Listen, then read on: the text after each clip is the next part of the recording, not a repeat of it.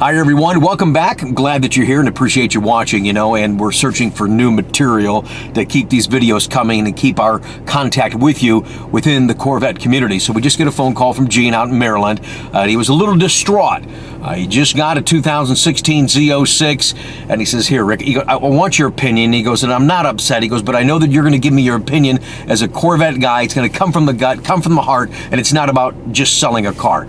And thank you, Gene, for that. I appreciate that. And you know what, man? You're right. But I don't want you to be distraught. And why was he distraught? He goes, I'm seeing all this stuff now from GM about the ZR1. He goes, and I went down to the museum, and the Corvette executives told us they're not going to do a ZR1.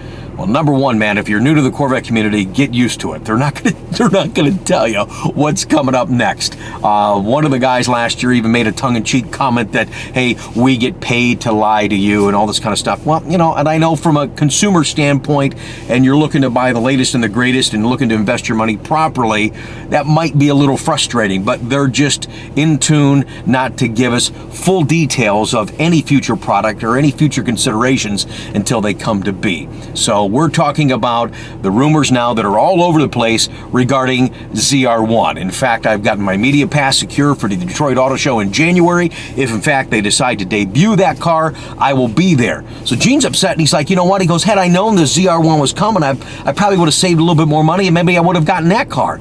Well, don't be upset. You don't even know what that car is yet, Gene. You know what I mean? And a lot of us don't either. Now, I've been privy to a lot of advanced information. In fact, one of the only salesmen ever mentioned, if not the only salesman ever mentioned, in the Wall Street Journal back in the day. Auto Week magazine gave us a lot of props, automotive news and things of that nature. But right now, in regards to the ZR1 that's coming, the one you've seen with the camouflage on it, the big giant wing, I don't have a whole lot of intel on that. Partly because we've just really been busy taking care of current market and the great values that we have on C7 Corvette. But here's something from the gut and from the heart in regards to what I think that ZR1 that comes to be, what it will be for our marketplace. I mean, you've got to think about where that car is going to fit in.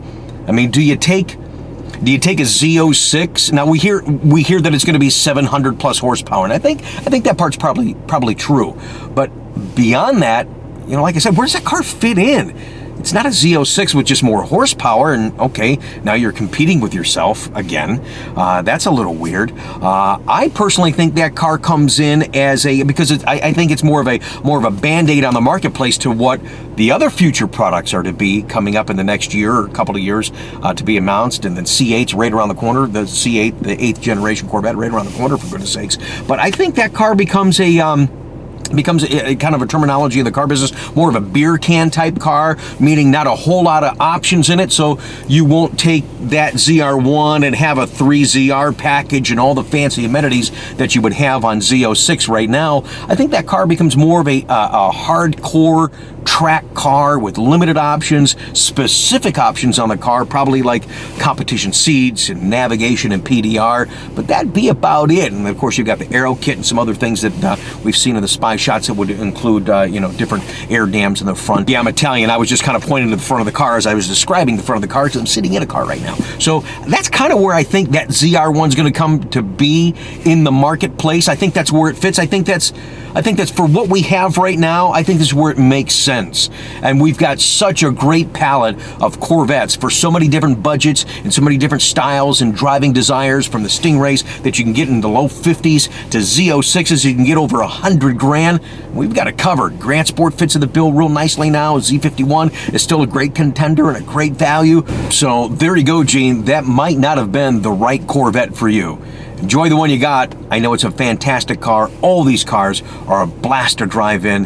It really is something special. If I'm not already, I'm looking forward to being a part of your Corvette family. I'll talk to you guys more soon, and of course, we'll see you in Detroit. Thumbs up.